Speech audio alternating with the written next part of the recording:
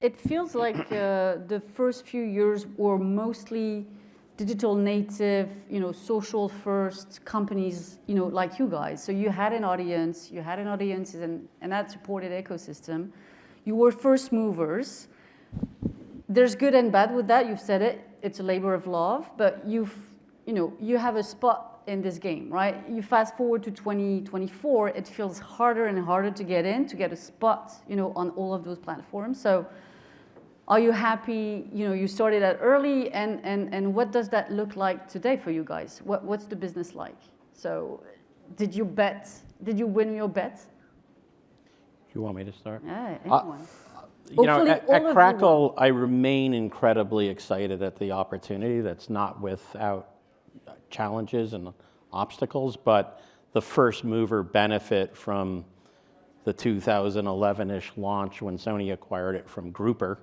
And I joke in sales calls that, Crackle was AVOD, and, we're probably about 8 years early, but if you're not early or late, but we did launch side by side with Netflix. So to answer your question, yeah, we're really excited. We continue to get, for lack of a better term, appointment viewership, but we do have legacy brand that give us the opportunity to generate maximum viewership. We can talk about like the obstacles and working against the media. We'll get to obstacles because there's plenty of. The short answer, yeah, we're benefiting from the first mover.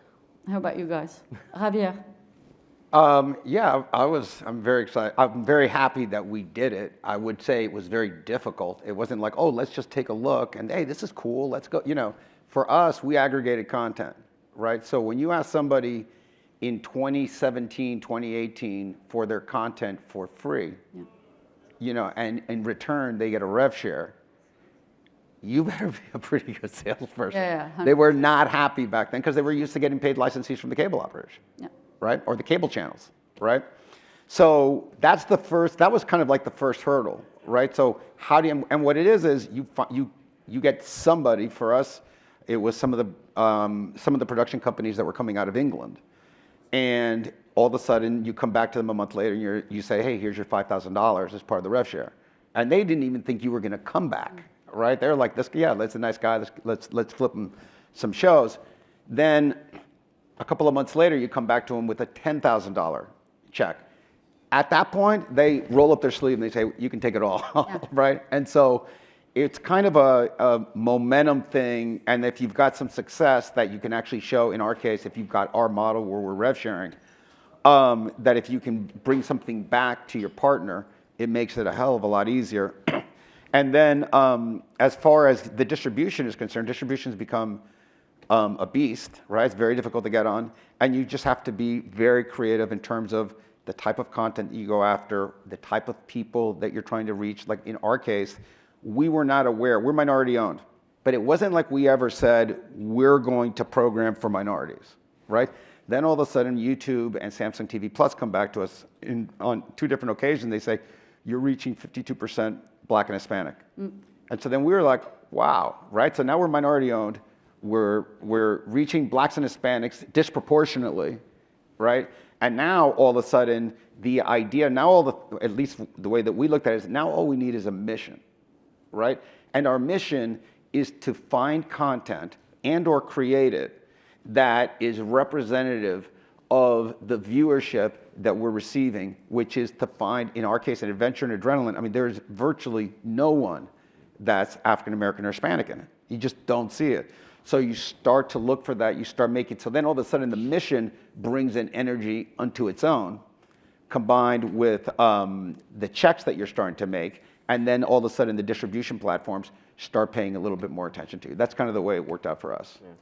So you got to have the grit at the beginning to go to someone and say, this model where you get an MG and there's no risk for you. No, you gotta take a chance on me.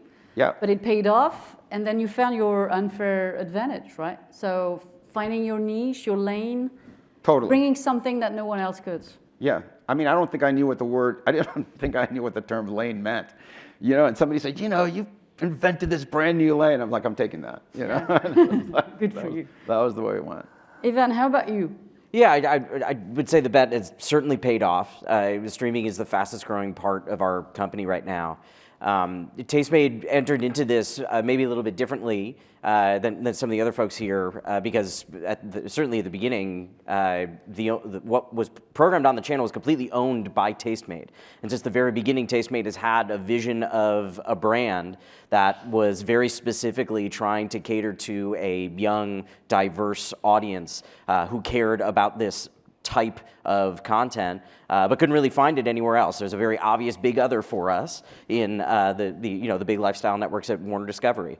Today I think we're in phase 2 of this large ecosystem development. Phase 1 was certainly, as you said, land grab of distribution, and being able to get that broad reach. And get deals where Tastemade was able to hold on to at least a piece of the inventory in most of those cases has been key to then set us up to make originals for this space, license in traditional upfront fee license deals, content from all over the world, and launch additional channels. Today, however, what got us here is not going to get us there, as you say. The glut of new competition entering the world means that we're now competing a lot on brand, where someone comes to the lifestyle section of the guide and they're choosing between America's Test Kitchen and Bon Appetit and many other great brands that have been around for a really long time, and Tastemade, which has not been around for a very long time. And you see a lot of the new channels that are being picked up by the various distributors typically are channels or libraries that you would recognize, like folks that anybody would recognize from their couch.